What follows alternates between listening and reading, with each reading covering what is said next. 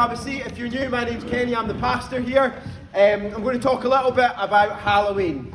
When my little girl Gracie was 2, she was walking into the kitchen. Leslie, her mum, hid behind the door and then jumped out and went, "Roar!" And Gracie did the most almighty scream laugh you can imagine. She was like, "Ah!" But then it was so much fun, she didn't know what to do. And then she had the biggest laugh and just loved it. And it reminds you of something, isn't it? There's like an unwritten rule agreement between kids and adults.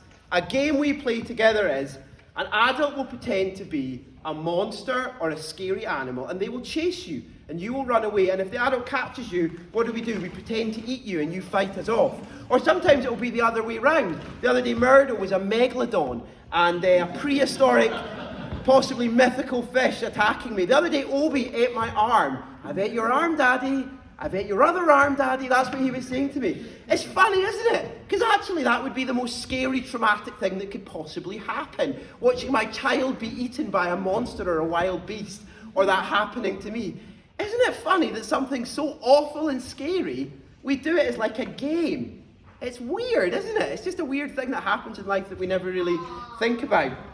And actually, see, if you look at the old-fashioned fairy tales from before kind of modern Disney got in touch and made them all nice, they were scary.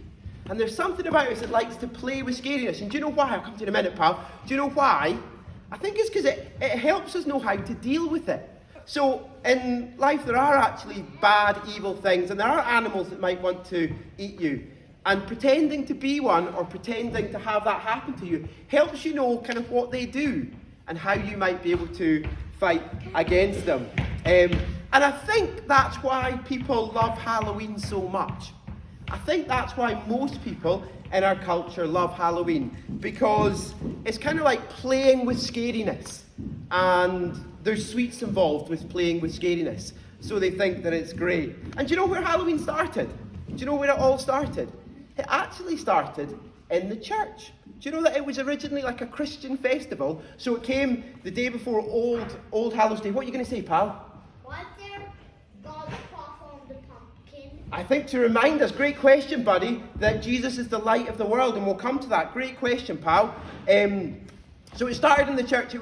The day was All Saints' Day, it was called, or All Hallows Day, and they remembered Christians who died in the past who were now with Jesus. And it was like the night before they remembered how Jesus had rescued the people, they were like laughing that Jesus had beaten death and evil. When Jesus died on the cross, he beat all of that stuff, and he meant that if we're trusting in him, we can be free from evil, free from death. That even though death is still in this world and it's still broken, we have a hope of a forever life with Jesus. And that's what they used to celebrate. It was like playing with scariness by remembering that Jesus had beaten it.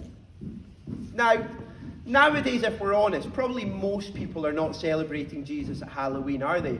That's not really in most people's minds. Sometimes it can actually be like celebrating the evil. Rather than laughing and rejoicing that Jesus beating it, it can be like celebrating it or even seeking it. So usually Christians won't take part in all of Halloween because we don't want to do anything that would celebrate evil. We just want to remember that Jesus has beaten it. And you can trust your mum and dad to tell you what's a good thing to do on that. You can talk about that. But what I just want to remind you, see at Halloween, see if you see things that are scary that you don't like, you can think, Jesus beat all evil and death. And if I'm trusting in him, I'm going to be with him forever. And see if you feel like you're kind of missing out on something because you love Jesus and there's maybe a party that might be celebrating evil that you can't quite take part in. You should just know that you definitely don't want to miss out on Jesus, because he is the best.